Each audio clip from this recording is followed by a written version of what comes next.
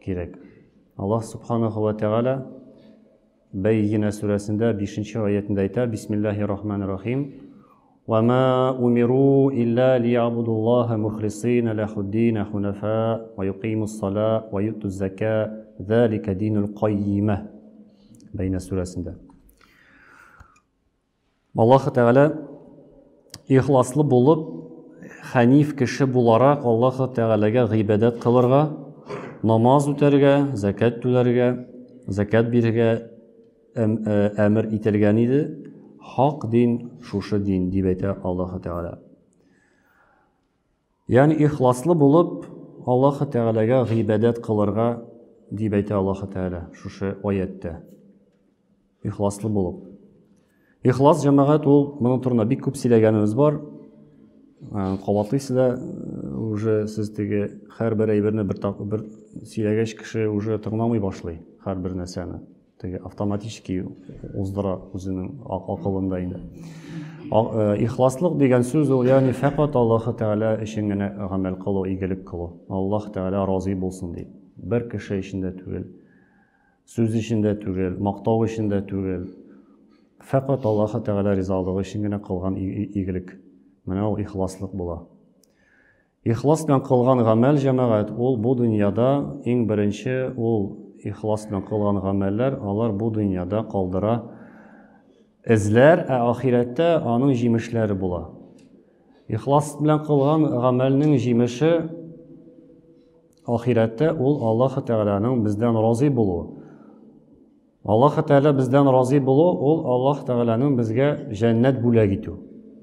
Ягъни ихласлык белән кылган нәтиҗәсе, гамәлнең нәтиҗәсе ул да булса җәннәт. Әгәр дә син ихлас күңелдән Аллаһ ризалыгы өчен эшлисең дип, Аллаһ Тәгалә сиңа шушы менә җимеш буларак бүләк итә сиңа үзенең синнән разый булу, ягъни җәннәтне бүләк итә сиңа. Анысы ахирәттә. Һәрбер кешегә шуның нәтиҗәсен күрергә насыйп итәсен. Һәм икенче ихласның икенче әйбере бар, ул да булса, бу дөньяда кешенең калган эзләре, эз калдыра кеше. Менә кыш көне төне буе кар яуса, без урамга чыккач, я куян нәрсә эзләрен күрәбез бакчада, яки берәр кеше юлда узып китсә, аның баскан аяк эзләрен күрәбез, яки узып киткән машина яки тракторның эзен күрәбез. Карда ул күренә бигрәк тә. Менә ихласлык белән кылган гамәлнең дә бу дөньяда Аллаһ Тәгалә эзләрен калдыра кешенең. Эзе кала, ихлас белән кылган гамәлнең. Нинди эзләрне мисал итеп китерсәм була җәмәгать? Ике мисалда җитә. Беренчесе ул бик бер зур галим, 13-нче гасырда яшәгән Имам ан-Навави, аны ишеткәнегез бар. Вәгазьгә әзерләнергә иң кимендә аның 14 язган китабын гына санап чыктым. Бу әле бик тиз генә, бәлки аның язган китаплары күбрәк тә булган. Имам ан-Нававиның гомере бик кыска була, 45 яшь. 45 яшендә ул Аллаһ хузурына күчә. 45 яшькә кадәр яшәсә дә, ул җәмәгать бик шундый файдалы һәм бүгенге көнгә кадәр көн батыштан алып көн чыгышка кадәр һәрбер шәкерт, һәрбер мугаллим аның китабы белән дәрес бирә, аның китабын ятлый, аның китабын укыйлар. Менә уйлап карагыз. 13-нче гасырдан алып кеше үзенең хезмәтен ихлас күңелдән китап яза һәм шушы китап белән хәзерге вакытта да кешеләр куллана. Ул нәрсәне аңлата, Аллаһ Тәгалә аңа бәрәкәт бирә, ягъни ул үзенең эшен ихлас күңелдән эшләде. Ул үзе артыннан бер нәрсә дә калдырмады. Аның хатыны да юк иде, балалары да юк иде. Гомер буе китап өстендә утырды ул. Бик күп риваятлар бар аның турында, аның тормышын укып карагыз өйгә кайткач. Нидә булса да, китаплары булмаса да, интернетта ул даже стәлдә утырганда, китап язганда, шулай язып утыра да, җыклап ала, тагын уянып китә, тагын дәвам итә. Булай нитеп торганда, растып китә, башлыйча тагын яза башлый. Менә аның гомер буе шулай үтте аны китап язып. Һәр көнне шулай менә. Һәм аның китабын хәзер дә укыйлар. Кайсы кешенең менә 13-нче гасырдан кайсы кешенең ни белән әле һаман укыйлар, һаман нитәләр, бер-берсенә җиткерәләр. Икенче мисал Имам аль-Бухари. Имам аль-Бухари ул Сахих аль-Бухариның, ягъни дөрес, хак, теге берни дә зәгыйфлек булмаган хәдисләрне җыйган бер галим. Аның китабын шулай ук һәрбер мөселман белә ул китапны. Коръәннән соң икенче дәлил булып тора хәдисләр җыентыгы Имам аль-Бухари. Ул үзенең хәдисләргә карата аның турында шулай язалар. Ул ди Пәйгамбәрбез саллаллаһу алейхи ва сәлләмнең хәдисен укыр алдыннан тәһарәт аладыр. Тәһарәт аладыр, ягъни ихтирам йөзеннән. Без бит тәһарәт алабыз Коръән укыр алдыннан, Коръән тотыр алдыннан. Ә ул хәдисләрне өйрәнер алдыннан, укыр алдыннан тәһарәт аладыр. Һәм төрле хәлифәтнең төрле пишмакларына җиреп, хәдисләр эзләп тапканнан соң, шуны тикшереп, үзенең китабына билгеле бер бүлеккә ниткәч, язгач, ул шөкер намазын укыйдыр. Менә һәрбер хәдис тапты, ул Аллаһ Тәгалә шөкер намазын укыйдыр. Ягъни шундый менә чын ихлас күңелдән үзенең менә шул Алла ризалыгы өчен хәдисләр җыеп, һәм ул хәдисләрне хәзер дә укыйлар, һәм укыячаклар да. Һәм андый мисаллар бик күп җәмәгать. Бөек зур галимнәр аларның хезмәтләрен хәзер дә укыйлар. Имам Маликның, Имам Ахмад, Имам Шафиғи, Имам Абу Ханифа хәзрәтләренең алар үзләренең хезмәтләренә, алар үзләренең шушы менә дингә үз өлешен шундый ихлас күңелдән биреп, аларның турында бер мөселман да, һәрбер мөселманның каягына син җир пишмагын тотып сорасаң, аны бөтен кеше белә аларны.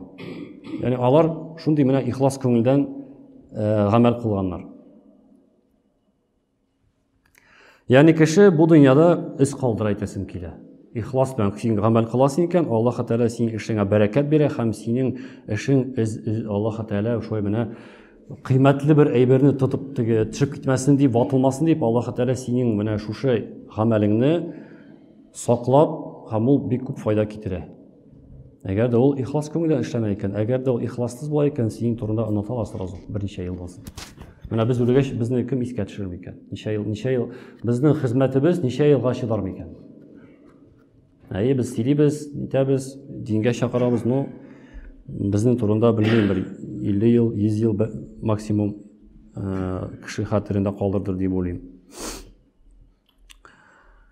Ихласның үз үзенә ихласлык ул үз үзенә төрлечә күрсәтә. Хәтта лаексыз кешегә дә ихлас белән әгәр дә син яхшылык эшләсәң, шушы яхшылыкны эшләгән хуҗасына ул яхшылык китерәчәк.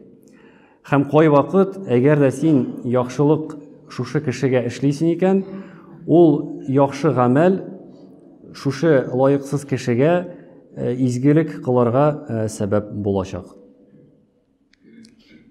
Пәйгамбәрбез саллаллаһу алейхи ва сәлләмнең бер риваятын искә төшерегез. Бер кеше садака бирергә ниятләнә, төнне чыга да, кеше күрмәгәндә генә, урамда бер кеше бара да, шуңа тоттырып бирә садаканы. Иртә белән нәрсә ачыклана, бай кешегә садака биргәннәр. Бу инде әйтә, башта каракка бирәләр, карак булып чыга ул кеше. Ярар ди, иншалла иртәгә тагын садака бирермен, бәлки бу монысы тиешле бер кешегә эләгер дип, икенче төнне чыга да, бу бер фәхишәгә бирә икән, белмәй ул төнне. Икенче көн әйтә, менә фәхишәгә садака да биргәннәр, инде заман җитте инде бу дип. Ишенче төнгә, ишенче тапкыр инде бу ярар дип, бу ел точно фәкыйргә эләгерде дип, төнне чыга да садаканы бирә, ә ул садаканы биргән була кемгә? Бай кеше була ул. Ул халкы сөйли инде, һәм менә фәхишәгә дә биргәннәр садака, байга да, һәм каракка да инде хәл нәрсә дип инде. Һәм бу кеше әйтә, я Раббым ди, минем ихлас күңелдән кылган гамәлемне кабул итсәң иде. Һәм төш күрә, маңа әйтәләр, син ди биргән садака, каракка биргән садака, бәлки ул кеше тәүбәгә килер ди.